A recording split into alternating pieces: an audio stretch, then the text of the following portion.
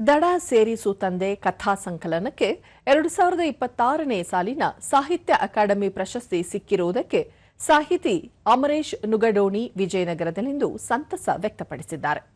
ದೂರದರ್ಶನದೊಂದಿಗೆ ಮೂಲತಃ ರಾಯಚೂರಿನವರಾದ ತಾವು ಶಿಕ್ಷಣಕ್ಕಾಗಿ ಬೇರೆ ಬೇರೆ ನಗರ ಸುತ್ತಿ ಸತತ 30 ವರ್ಷಗಳ ಕಾಲ ಕತೆ ಕಟ್ಟುವ ಕಾರ್ಯದಲ್ಲಿ ತೊಡಗಿಕೊಂಡಿದ್ದೇನೆ. ಕನ್ನಡ ವಿಶ್ವವಿದ್ಯಾಲಯ ಸಂಶೋಧನಾ ವಿಶ್ವವಿದ್ಯಾಲಯ ಆಗಿತ್ತು. ಕತೆಗಳ ಆಲೋಚನೆ ಜೊತೆಗೆ ಸಂಶೋಧನೆಯನ್ನೂ ಮಾಡಿದ್ದೇನೆ. ನನ್ನ ಕತೆಗಳಿಗೆ ಹೈದರಾಬಾದ್ ಕರ್ನಾಟಕದ ನಾನಾ ತರದ ಸಮುದಾಯಗಳು ಪ್ರೇರಣೆಯಾಗಿವೆ ಎಂದು ತಿಳಿಸಿದ್ದಾರೆ. ಪ್ರಯತ್ನ ಪಟ್ಟಿದ್ದೇನೆ.